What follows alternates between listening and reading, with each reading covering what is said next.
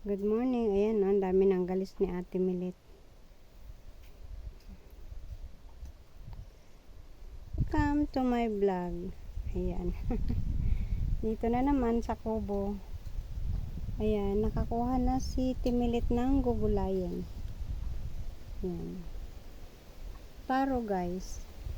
Magataan ang taro. Dito siya maganda. Pero mahangin. Pero sobrang mainit. Ayan, sobrang daming galis-galis na o tagihawat ba yan o galis, kagat ng lamok. Ako, wala nang pang...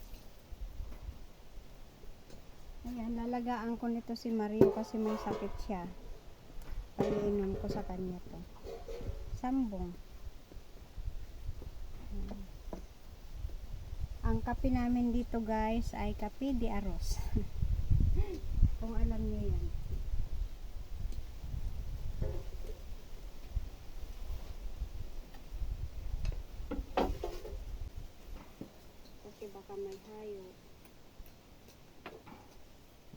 Kasi baka may hayop.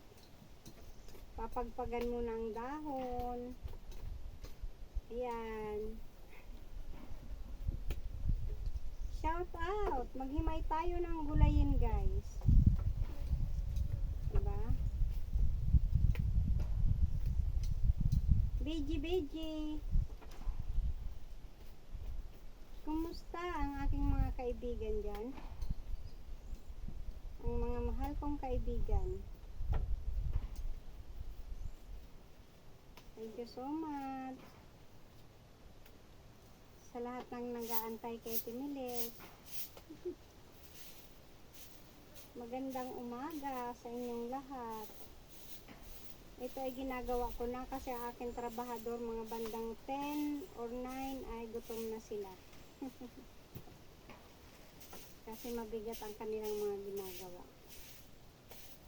So kawawa naman. Nakasaing na ako. At the same time ay naglalaga na rin ako ng kape de arroz para sa gustong magkape. Pero napakainit para sa kape. Pero yun pa din ang gusto nila eh. Siguro mas maginhawa pag medyo mainit ang kanilang katawan. Actually, wala naman ditong pagpipilian. Kundi kape, tubig.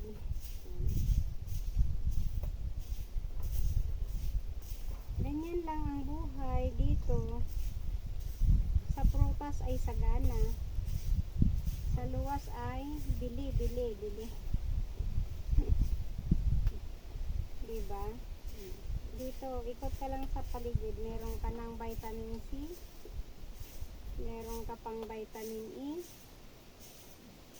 Lahat ng vitamins makukuha mo na.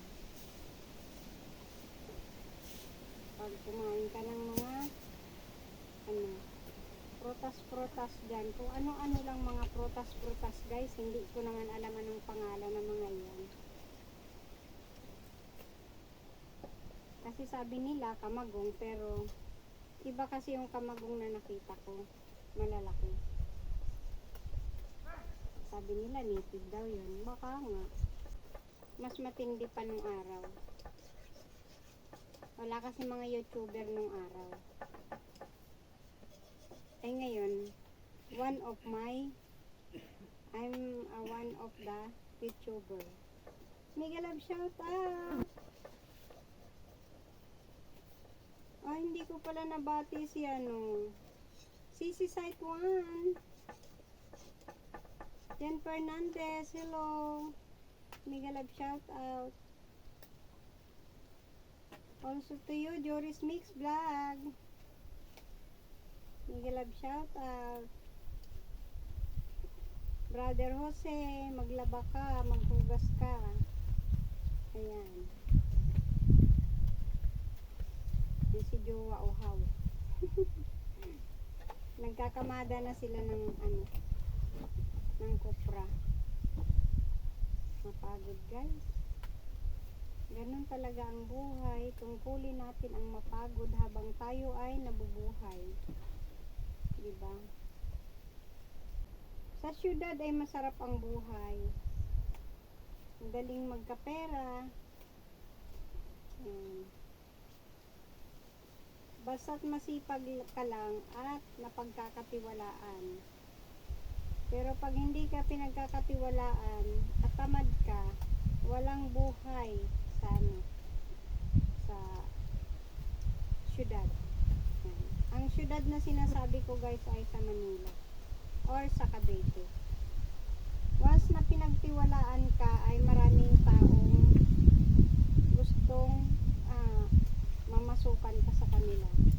Pero once na hindi ka pagkatiwalaan, wala kang mapapasok. Ganun.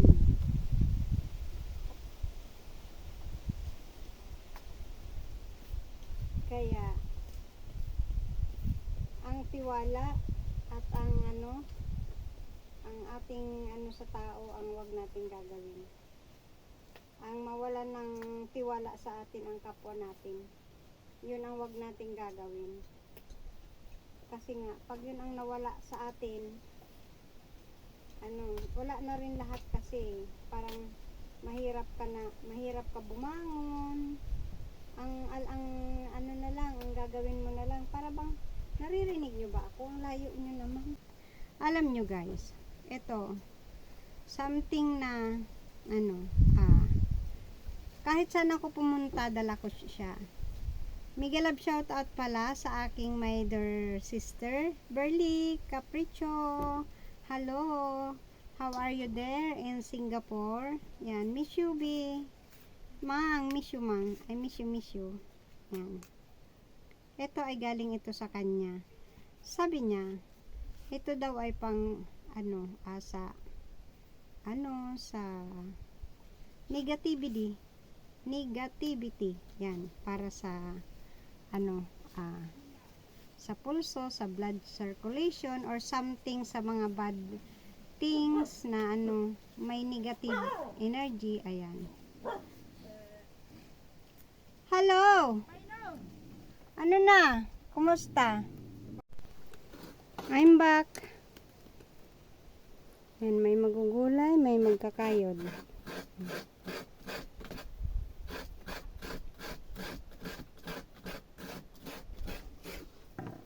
Diba? Ganyan dito, guys. Tulong-tulong. Diba? At saka mga bata pa ay may mga alam na. Sabi nga,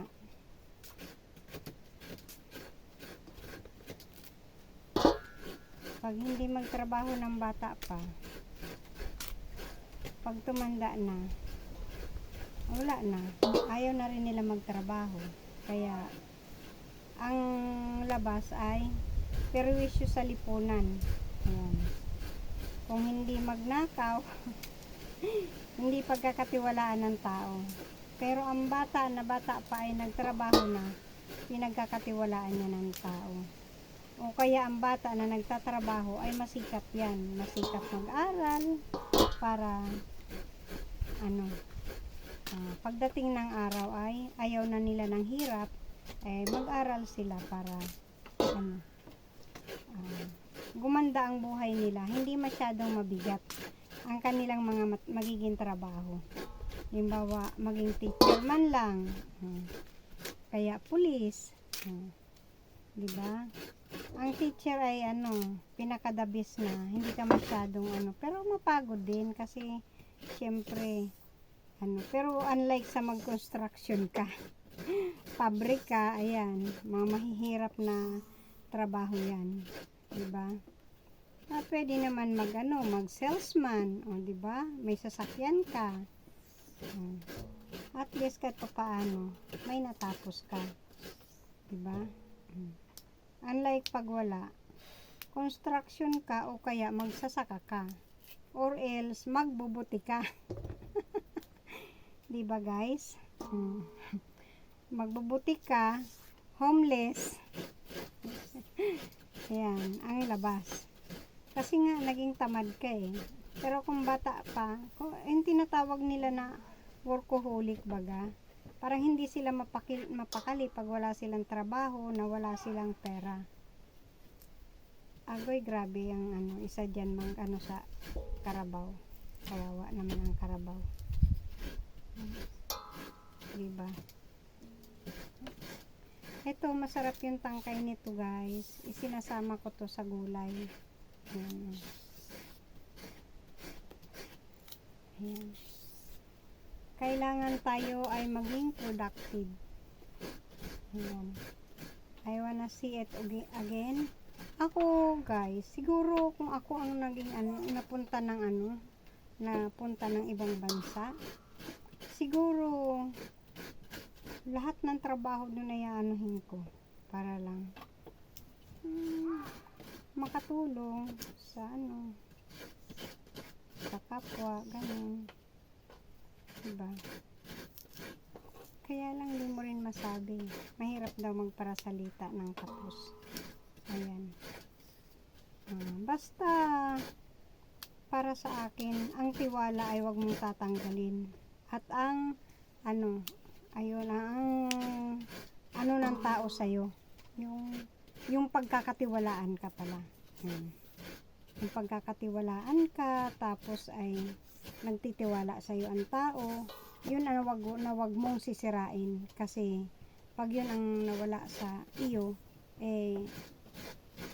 yun ang parang talagang parang nagiging useless. Hindi naman sa useless, sabi nga give a chance. Pero kung sa chances na sabi nga 1 or 2 times na once is enough, 2 is too much. Ganun yun, diba? Kaya kung napaano ka na sa ang topic ko guys ay for the trusting, for the yung about sa trust natin sa isa't isa, diba?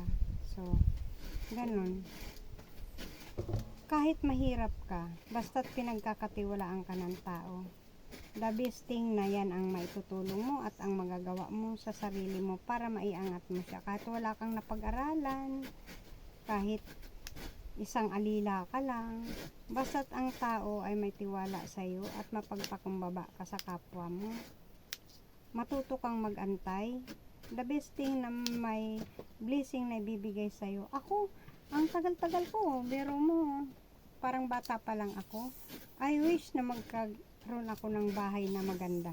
Kasi nga si tatay ay the best carpentero yun guys. Kung alam niyo, ang tatay ko ay pinakamagaling gumawa ng bahay. Lahat ng the best niya yung mga kahoy, yung mga kasi mga mayayaman talagang bahay ang ginagawa nung araw eh. Pag nakakita ako ng bahay na maganda, nag-wish ako na sana magkaroon ako ng bahay. Kaya nga ang wish ko noon, ang maging asawa ko Amerikano. Kaso hindi binigay ni God. Ang binigay sa akin ni God ay money D. Ayan, money D. Yan. So, siguro, kasi sabi nga, baka hindi rin ako na wala akong swerte sa ganon. Meron kasing one day at a time na tinatawag, na wala ka man sa ay magkakaroon ka talaga ng iba-iba tayo. Tinan mo yung mga nakakapag-asawa ng hindi man nila yun ginusto eh. Kumbaga, bigay ng may kapal. Ako siguro ayaw niya ng baka ganun. Pero baka kasi something na kung doon ang hangarin ko ay hindi maganda para sa akin, so inilagay ako ni God dito. Kasi may iba kasing napupunta doon ay talaga namang mga nakapagtapos sila. Baka mamaya may gawing hindi maganda sa akin ang mga foreigner. Kaya siguro dito na lang ako, at least hirap at ginhawa, masaya naman. Diba? Hindi ako nabigyan ng pagkakataon na matupad yung pangarap ko na magkaroon ako ng jowa ba guys na kano. Ayan, hanggang dito na lang. Bye-bye. Bye-bye. Thank you so much for watching for Ate Mix vlog. Ayan. Thank you. Bye-bye. Love you guys. And God bless us all. Diba? Ako'y magluluto na nito. Para tama na daw ang kuda at magugutom na sila. Okay, bye-bye. Mano na yung kulay ng ko. Ayan, mancha yan sa kamay, guys. Bye-bye.